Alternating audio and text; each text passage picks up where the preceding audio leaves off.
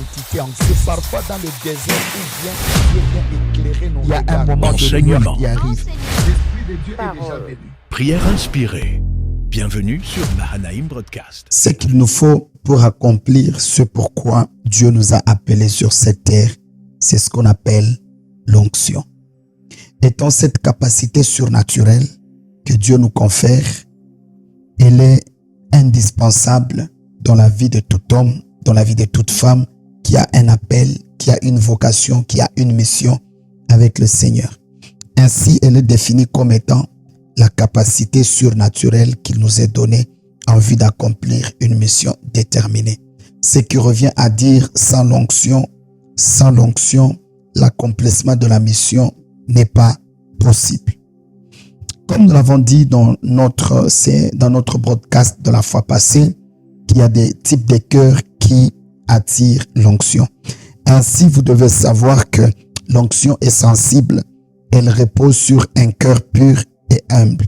Et certains types de cœurs également, s'il y a des types de cœurs qui attirent l'onction, il y a également des types de cœurs qui repoussent l'onction et qui empêchent la pleine manifestation de l'Esprit de Dieu. Voilà. Quels sont les types de cœurs qui chassent ou qui repoussent l'onction? Le premier type de cœur qui repousse ou qui chasse l'onction, premièrement, les cœurs manipulateurs. Actes des Apôtres, chapitre 5, 1 à 11, on nous parle de l'esprit de Anania et Saphira. Au-delà de ce texte, il y a bien plusieurs textes que nous retrouvons dans la Bible qui nous parlent de la manipulation de l'onction. Vous savez, l'onction, elle ne se manipule pas. C'est une entité spirituelle, bien qu'étant une puissance qui nous est conférée par la personne du Saint-Esprit en vue d'accomplir ce pourquoi Dieu nous appelle. Il y a deux types de cœurs que l'onction ne résiste pas ou qui ne peuvent pas nous permettre à ce que nous puissions garder l'onction. Ce pourquoi le premier type de cœur, comme je venais de le dire, c'est les cœurs manipulateurs. Il y a beaucoup de gens qui chassent l'onction parce qu'après qu'ils aient reçu l'onction du Saint-Esprit, ils sont tombés dans la manipulation. C'est pourquoi il faut faire très attention. Beaucoup ont manipulé l'onction ou manipulé la puissance de l'Esprit que Dieu les a conférés en vue d'obtenir un bien particulier. C'est pourquoi vous allez remarquer que quelqu'un qui commence à se servir de l'onction en vue de pouvoir atteindre un but particulier sans que cela ne soit par la personne du Saint-Esprit. Le deuxième type de cœur, c'est les cœurs menteurs. Vous savez ensemble avec moi que le diable est le père du mensonge. Jean 8, 44. Vous savez, le mensonge éteint l'esprit. Le mensonge éteint l'esprit. Partout où le mensonge entre directement, il y a un problème. Le problème, c'est lequel est que l'esprit automatiquement sera éteint. Un cœur qui pratique consciemment le mensonge bloque le flot de la puissance divine et ne peut en aucun cas permettre à ce que la manifestation de l'onction soit évidente.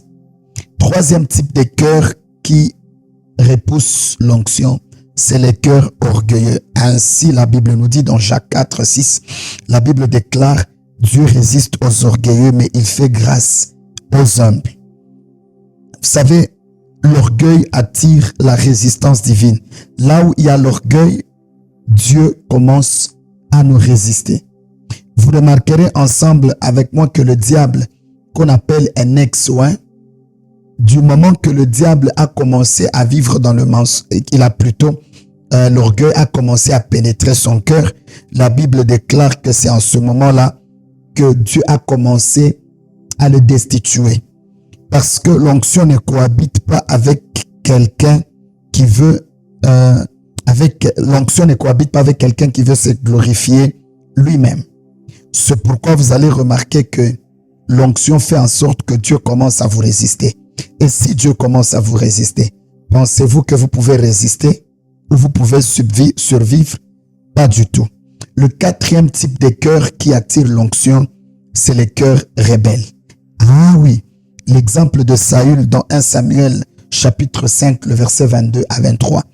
La Bible déclare que quand Saül a désobéi à Dieu et l'onction s'est détournée de lui, l'onction royale. C'est pourquoi Dieu lui dit, l'obéissance vaut mieux que le sacrifice. Du moment que nous entrons dans la ligne de la désobéissance ou de la rébellion, nous sommes en train de chasser l'onction du Saint-Esprit sur nos vies. Donc, un cœur qui refuse la soumission à Dieu perd la faveur divine et perd l'onction sur sa vie. Le 5e type de cœur qui repousse l'onction, c'est le cœur jaloux. Nous avons plusieurs exemples de la jalousie. Caïn, Saül. Caïn qui a jalousé David. Saül qui avait de la jalousie, plutôt Caïn qui a jalousé Abel. Saül qui avait de la jalousie contre David. Et les pharisiens qui avaient de la jalousie contre Jésus-Christ. Donc la jalousie pousse à attaquer ce que Dieu a oint. Or, du moment que vous commencez à attaquer les personnes qui sont ointes ou les personnes sur lesquelles Dieu a déposé son onction, à partir de ce moment-là, croyez-moi, vous commencez à chasser l'onction de Dieu sur vous. C'est pourquoi un oint n'attaque jamais un autre oint. Un oint est censé célébrer un autre oint. Le principe de l'onction veut que tu respectes et honores l'onction, pas seulement respecter et honorer, mais que tu acceptes également l'onction qui est sur la tête de ton prochain. L'onction ne repose pas sur ceux qui ne supportent pas la grâce des autres.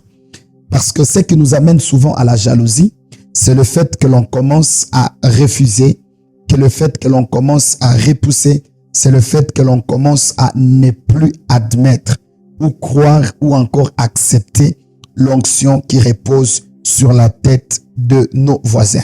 Il est très important que nous puissions savoir que la plénitude dans la manifestation de l'onction arrive, on l'atteint lorsqu'on devient capable d'accepter l'onction qui est sur la vie des autres.